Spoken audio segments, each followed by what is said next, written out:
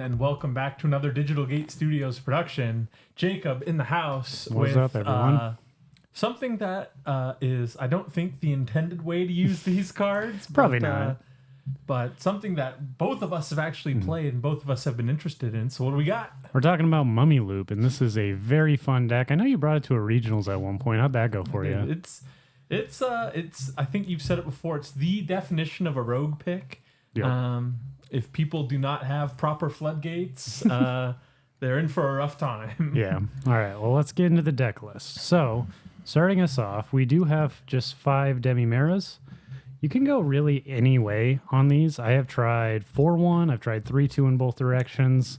I'm kind of liking the 4 of the original, draw 1, trash 1. We'll get into what is getting pitched a little bit later. A lot of the times it is 5s because you need your engine level 5s in the trash. Yeah. But a lot of the times it also is certain options and other stuff too. And sometimes it's like you only have, 1 5 and one of each of your 6s, and you really want to hang on to them for the variety. Yeah. So being not always locked into only level 5s on the pitches or 5s or 6s can go a long way. Which is why we were at the, draw 2 is really good, but as we played, I think we kind of worked our way slowly down on this. So I'm really liking where we're at with the 4-1.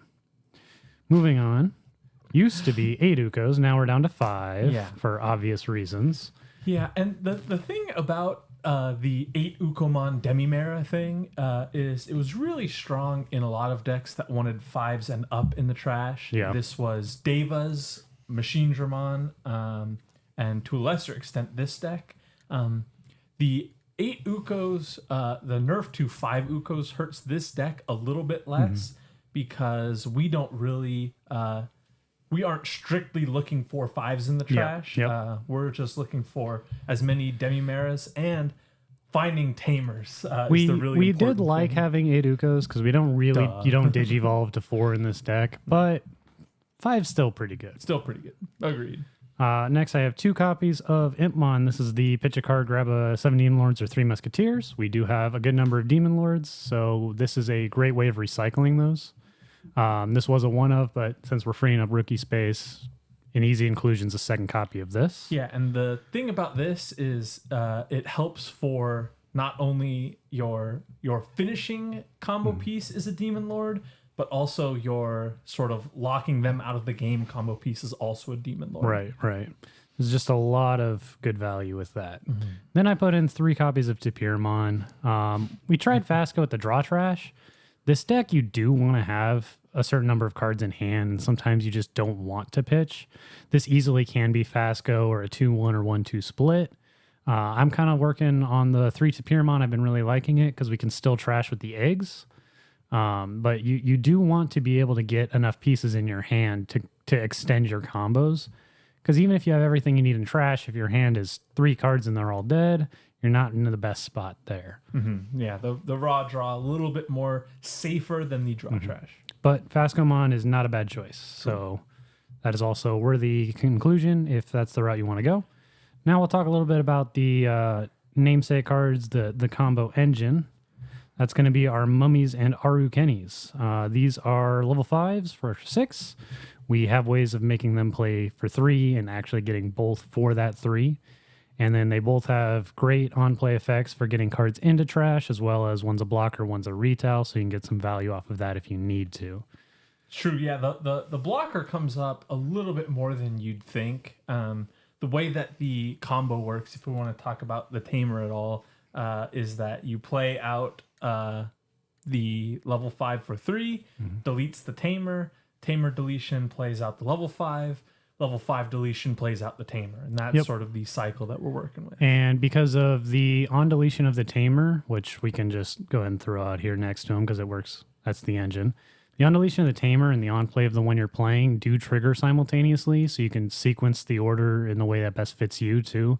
So if you're playing a Mummy and your trash is empty, you can draw 2, trash 2 with the Arukenimons, get them in trash, and set up that way to play it out and keep filling up your trash there. Yes. Other things you can do once you have your 2 copies of your level 5s out is we're playing 3 Alice, allowing us to delete 1 to reduce the cost digivolving into 6, which we do multiple times. Being able to do that for free, or even just saving one memory if you play the Alice, then use it immediately, can go a long way. And then on deletion, it plays back out the Tamer, so you can continue your combos as long as you have your 5s on board. For those of you who played the mill loop deck, this is kind of stolen from that strategy. Yeah, and it works really well. You're getting a lot of cards in your trash very quickly doing that. Just finishing off the Tamers real quick, we have 3 mats. Lots of trashing, draw trash effects in this deck. So, I mean, 4 setter is really good. Right? Yeah, it's just the best generic setter in purple now. Absolutely. I do have one more Tamer. I think we'll save that one a little bit. We'll just finish talking about the Digimon real quick. So, we're talking about our 5s and how to reduce the cost. So, what are we going into? First off, we have 2 Lilithmons. Obviously. Cannot go wrong with this. I love this card, but it is a great way of extending your turn so that you can get more cards in your trash, get more cards back in hand, gaining a bunch of memory, as well as just really, going from... This is the card that really lets you go from, I have like maybe 10 cards in trash, here's my 1/5, to then being able to completely recycle your combo. Yeah, if in this deck, Lilithmon is a free Evo that gains you at least 3 memory. Yeah, I mean, a single Jack raid with 10 in trash and her on board makes you break even, and that's not including Alice. Yeah. So, moving on, we have 2 of the EX6 Beelzemons. This card is fantastic in this deck. The any card that says Rush on it, you should you should immediately look at and see, is there something that can be done with this card in particular? And there definitely is, which we'll talk about in a second. Before we do that, though, I also do want to shout out, not only is it Rush, it has a fantastic both win digivolving and on-play effect. Mill 4, and then D-Digivolve 2. Yes. So being able to do that, you can, if your opponent has any aces and you D-Digivolve them, you're gaining memory back. Or if they're set up to use an ace, you can D-Digivolve, so that's no longer an option for them. Yep. I have had turns where I would actually just kind of loop into 2 of these just to D-Digivolve both their stacks. That way I know for sure they cannot ace me. Yeah. And it's really good. But the other part of that card that's really good is it is our win con with Beelzemon X Antibody. I mean, just win digivolving, trash 2 or 3 security is a very good effect. Yeah, you have early aggression with the Ukomons and rookie lineup. If you can get them 2-3, they're gonna die. Yep. Yeah, you can easily do trash 3 in this deck once you have some practice on it. And even without practice, trash 2 is very easy. And with our Uko rookie aggression that we get in the early game, that's more than enough. Yep. Another card to help with memory gain is Nidhogg. Fantastic at 2. I could see this going up. Room's kind of tight though. Yeah, it's just when this card was at a higher value in initial builds of this list, that is why we were higher on the pitch 1 draw 2 Demi-Mera. Yep. But we found that other cards were a little bit more important. And at a certain point, the memory does become irrelevant. Like the difference between 7 and 8 memory in this deck is not really a big difference. But sometimes it does make a difference, which is why it's a good inclusion. And worst case scenario, it's a designated pitch target. Yes, which is nice to have sometimes. The last of our Digimon, 2 Ruin Mode. Card's really good. Yeah, this is your don't let your opponent play the game card. You can easily put your opponent under 15k Ruin Mode on not so many turns into the game. I mean, being able to play for 3, reduce costs into Lilith, gain a little bit of memory, get my hand back to grab my calling and my Jack raid for later, and then just Ruin Mode by myself a turn or 2 just to help set up can go a long way. And it's another one of those cards, you don't always need it, or you'll find both really early. It's another thing you can just pitch and not feel too bad, which is why Draw Trash never really feels bad in this deck. As where some decks, sometimes it does. Yeah, if any of these Digimon are in their trash, they're effectively in your hand. Yeah, it's really nice. All right, we've talked a little bit about this card, so let's go ahead and put that out. Jack raid at 4. I can't believe we can in current year we can still say Jack raid at 4. Yep. Go figure. I mean, Hammer Spark happened.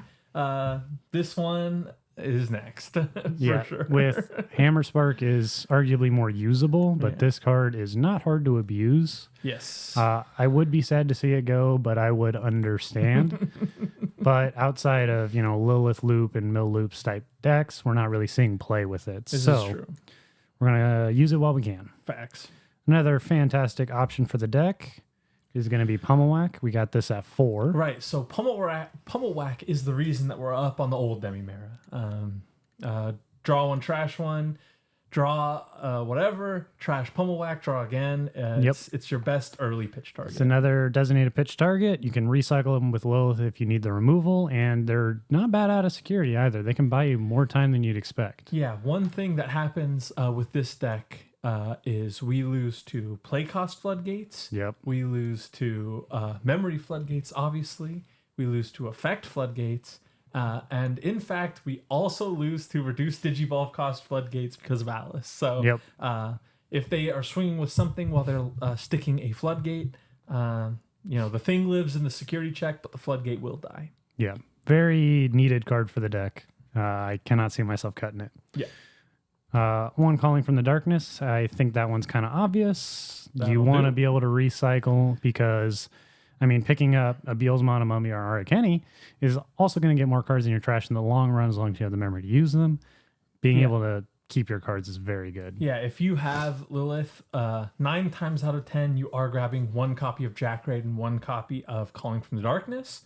There are instances where you are grabbing double Jackraid because you have Calling in the hand, but you do need Calling to continue looping them. Another fun thing too is it deletes one of your Digimon. So I've actually had times where I've gone into Beelzex just to trash some security, deleted, recycled some of those cards to play out the Antmon with its on deletion. Very nice. It's fun stuff. But anyway, 2x Antibodies. I'm going to put these up here for some reason.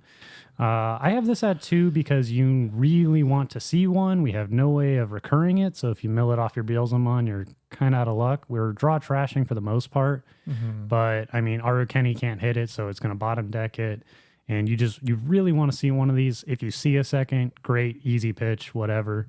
But you really want to see at least one because you swing rush, you trash 3 security, you win. Right. The Beelzemon does not say this Digimon gains rush. Yeah. The Beelzemon has rush. So if you go into Beelz, evolve into Beelz X, you lose rush. Right. And that can be the difference between winning and losing a game. Absolutely. So I have it at 2. We've tried one and it can work. If it's bottom card and security, you lose. No, you really got to see this card, unfortunately. Last card, I did mention it's a Tamer. Louis restricted, and I think it's still got a good spot. Sometimes being able to get that one extra check can go a long way. Additionally, it can be an extra memory. Doesn't really need to be in the deck. Can easily be something else. Yeah, and in a deck like this, there is no turn that you are staying in the breeding area. Absolutely. You are promoting, even if it is just Impmon or Tapirmon, you are promoting to get another Demimera going. Yep. And Louis is 2 memory, get another breeding phase. Yep. Pretty good.